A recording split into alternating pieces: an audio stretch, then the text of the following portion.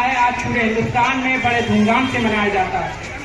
15 अगस्त वो दिन है जिस दिन हिंदुस्तान को यहाँ से आज़ादी मिली थी अंग्रेजों के चपेट से।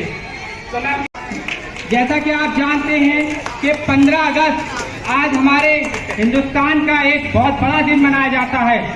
15 अगस्त को आज़ादी मिली थी और आखिर आज़ादी कैसे मिली थी?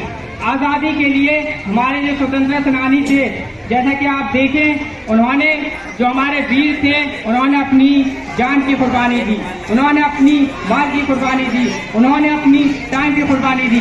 तो हम लोगों को भी यही सीखना चाहिए कि उनकी तरह ही अपनी जान की कुर्बानी दें और हमेशा देश के लिए आगे खड़े रहें, शाना बशाना खड़े रहें और कुर्बानी के लिए खड़े रहें। तो क्या हम आज आज़ाद हैं या हम आज़ादी कहाँ अदा करते हैं? सवाल ये है, क्या हम आज़ादी से हमें और जो हमारे वीर थे जिन्होंने कुर्बानियाँ दी उनसे हम क्या सीखते हैं? तो हम लोगों को कहीं ना कहीं आज़ादी ये नहीं होना चाहिए कि 15 अगस्त में आज मिठाई खाई चले गए। आज़ादी का मतलब ये है एक संकल्प, आज़ादी का मतलब ये है एक लक्ष्य जो हमारे वीरों ने ली थी। जो 15 अगस्त में, जैसे कि 1915 में जब गांधी जी यहाँ पर आए थे हिंदुस्तान में, तो उन्होंने एक संकल्प लिया, उन्होंने संकल्प ये लिया कि हमें हिंदुस्तान को आज़ाद कराना है। बाल गंगाधर तिलक ने संकल्प लिया कि हमें हिंदुस्तान को आज़ाद कराना है। तो हम लोगों को भी यही संकल्प लेना चाहिए कि उनसे यही सीखना चाहिए कि अपने लक्ष्य से पीछे नहीं हटे, अपनी जो लक्ष्य बनाए, जो अपना गोल बनाए, उससे पीछे नहीं हटे और अपने हिंदुस्तान के लिए आगे बढ़ने के लिए हमेशा शाना बशाना खड़े रहें और हमेशा एक दूसरे के लिए प्यार में, मोहब्बत में, और अगर ये देखा जाए अगर कोई परेशानी है तो उसमें खड़े रहें। हम लोगों को जिंदगी का एक मकसद होना चाहिए, हम लोगों का एक मकसद ये होना चाहिए कि हमेशा दूसरे लोगों के लिए उनकी मदद करें।